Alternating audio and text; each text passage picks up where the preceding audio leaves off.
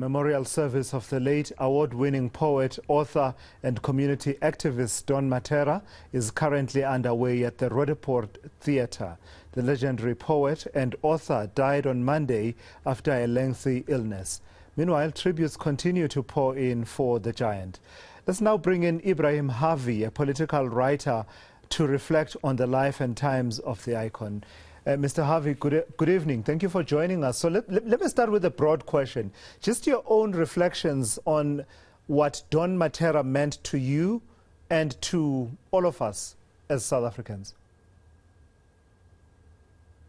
Yeah, thanks for having me, man. Don's legacy is so huge, really, in so many respects, and it's besides what his major contribution has been to the arts, literature, one of the best poets in South Africa and globally renowned, not just in this country. In fact, there's arguments to be made that Don never received the recognition that he deserved in South Africa. And I've said it when I was interviewed earlier this week, and we discussed it, that had he been an ANC member and supporter, the likelihood is that he would have received far greater recognition than he did. Not that the ANC completely ignored him, no. But I'm certain, and that was Don's feeling, that he would have, received greater recognition had he been a member or follower of the ruling party. But that aside, we've suffered a huge, incalculable loss in Mattera passing away on Monday this week. And it's it's even likely that in the communities where Don was a community activist all his life, besides, the literary contribution that he's made, many people forget that, there was a time when I was in and out of his home in Alvarado Park, and I know, that someone would be knocking on the door for a whole range of problems from morning to night. That was the life that Don lived. And also huge interest in soccer, and this started already when he lived in Sophiatown and in Western Township. Don actually used soccer to try and draw the warring, gangsters together. At that time, there was the, terrible Spaldings and fast guns, who were at war. And Don was the main peacemaker, and especially given his own background in the underground gangster world. He used soccer, to bring these gangs together, and as to a considerable extent successful, but because gangsterism had deeper socioeconomic roots, he enjoyed limited success there. But the country's lost really a major, he was one of a kind. And what bravery, I don't know if there's another black poet, honestly, who was as brave as Don was, especially, in confronting the powers that be in relation to many issues, in especially post-apartheid South Africa. And Don was very disappointed, I must tell you. It would be a lie and a distortion to say that Don was happy with what had happened, especially over the past decade to two. With its growing corruption problems in the ANC state, and you see what happened came out of the Zondo Commission of Inquiry. And that is why he turned increasingly in his last years towards the youth and children, because he felt that this crisis was affecting them most in the townships, especially black children and the black youth, And that is the reason why a massive turn by Don occurs in the last decade of his life towards children and, the youth in general. But a huge contribution, you can talk for hours and days to me. That is how well I know Don for 53 years. Yeah. And I could discuss various aspects of his life, but I think we've lost somebody, you've seen the president pay tribute to him, the ANC, Mbeki. I think his wife, Zanele, also, was at the house on Monday when he passed away at his home. A great icon and someone, that has indelible input. Are you able to find the words? Are you able to find the words that capture his poetry and and the voice that it became, not just for a generation, but for a people. Is it even possible to truly capture that, just looking at the whole, and I don't even believe that it is possible to do that, but, to look at his whole body of work, or perhaps as much of it as you possibly can, the themes that moved him to write and to recite poetry, to speak out and be that voice not only of a generation or several generations, but of a people as a whole. Are you even able to even attempt that endeavor? Yes, I will attempt. And I can only do that because I've known his poetry and I know the man very well. Don, obviously, through his poetry, reflected on the nature of South Africa society and the struggles you've seen in apartheid times, the kind of poetry that he produced, the anguish cries of the suffering that black people experience under apartheid. But Don experienced a qualitative narrative shift in post-apartheid. If you look at his post-apartheid writings and his poetry, increasingly, the whole notion of compassion, that's why he kept on saying that compassion is the highest religion of all.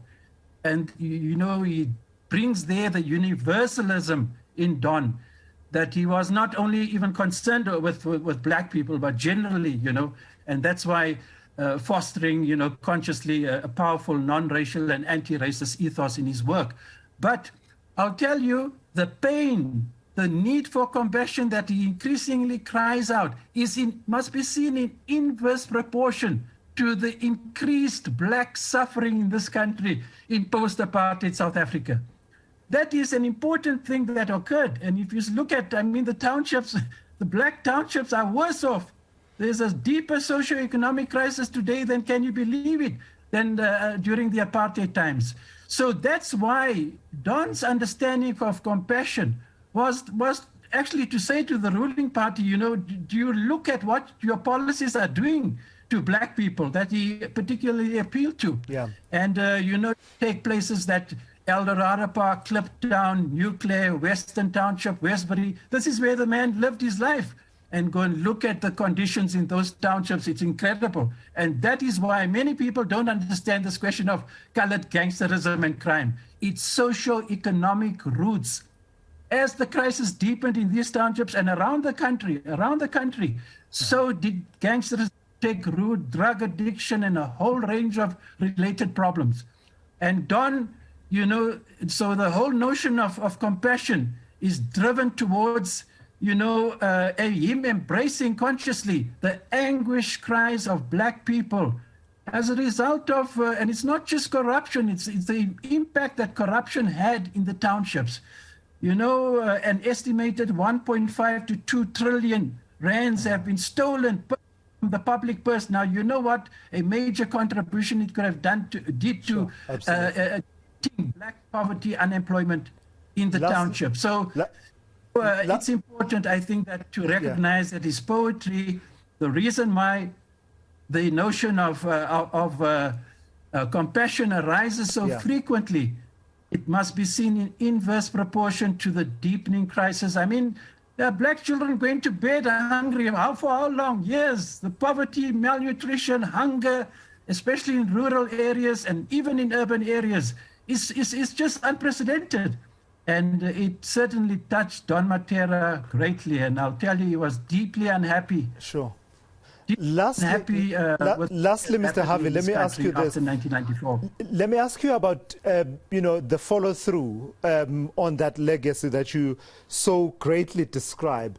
How do we ensure that after the week has passed, everyone reflecting on their Don Mattera story and posting pictures with him and, the beautiful send-off, which is befitting of his stature that's on the go at the moment, and the dignified burial that he received. After all of that, how do we have the follow-through on that legacy, the compassion you talk about, the activism you talk about, the concern for black communities, but also issues to do with colored communities and the plight that they face, and on whom does that responsibility to have the follow-through rest mostly? Because, you know, we could leave it to the authorities and government and political leaders, or we could take it up ourselves and say we knew who Brazinga was, and we will take up the work that he left behind. Yeah, well, you know, you need to be aware that Don increasingly held the ANC government responsible for the neglect and the decay. The Premier of Gauteng, David Makura, conceded 2 years ago. He says we've terribly neglected the colored communities. Him and other ANC leaders have acknowledged it. Not that the African so-called communities are much better off. In fact, in many respects, they're worst off. The African people are still right at the bottom. I keep on telling colored people who tell me, yes, you know, things are bad, but look at what has happened to African people themselves. Their conditions are much worse than it was ever before. Probably even in the final analysis, worse than what colored people are suffering. But you see, the custodian of the Don Mattera legacy will now be inhabited by the Don Mattera Legacy Foundation. And I've been asked this question in the past week. I've had several interviews, you know, regarding Don's legacy. And it's really to the Mattera Foundation. And I hope that they receive the required resources to implement programs, but not just on the arts, literature, and things like that. A big part of that project of that